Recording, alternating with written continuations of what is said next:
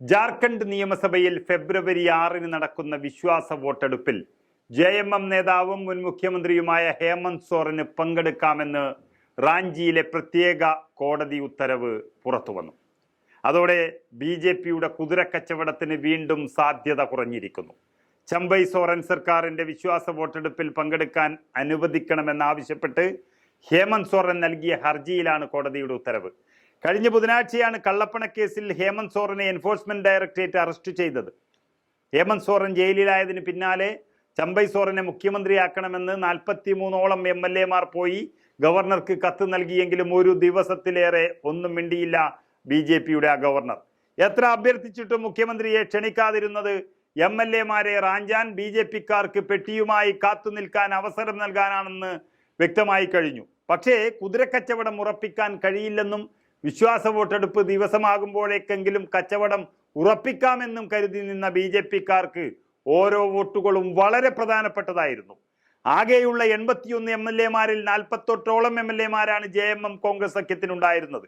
അതിൽ ഹേമന്ത് സോറൻ വരാതെ നിന്നാൽ 47 ആകുമെന്നും 33 BJP 10 പേരെയെങ്കിലും കച്ചവടം നടത്തിയാൽ ഈ പരിപാടി വിജയിക്കുമെന്നുമായിരുന്നു കണക്ക് കൂട്ടിയത്. എന്നാൽ ഹേമന്ത് സോറൻ തെരഞ്ഞെടുപ്പിൽ പങ്കെടുക്കാമെന്ന് വിധി വന്നതോടെ ഇന്ത്യ സഖ്യത്തിന് ഒരു വോട്ട് കൂടി എന്ന് മാത്രമല്ല, ഹേമന്ത് സോറൻ വരുമ്പോൾ ആത്മവിശ്വാസവും MLA-മാർക്ക് കൂടിയിട്ടുണ്ട്.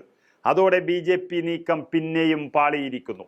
മണിക്കൂറുകൾ നീണ്ട രാഷ്ട്രീയ അനിശ്ചിതത്വത്തിനൊടുവിൽ ഫെബ്രുവരി 2 ചമ്പൈ സോറൻ ജാർഖണ്ഡ് മുഖ്യമന്ത്രിയായി സത്യപ്രതിജ്ഞ ചെയ്തത്.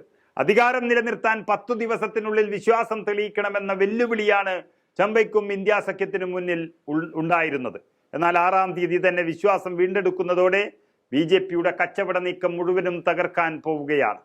മുഖ്യമന്ത്രിയായിരുന്ന ഹേമന്ത് സോറനെ ED അറസ്റ്റ് ചെയ്തതോടെ ജാർഖണ്ഡിൽ 24 മണിക്കൂറോളം മുഖ്യമന്ത്രി ഇല്ലാത്ത ഒരു ഭരണസ്തംഭനമാണ് BJPയുടെ ഗവർണർ അവിടെ ഉണ്ടാക്കിയത്.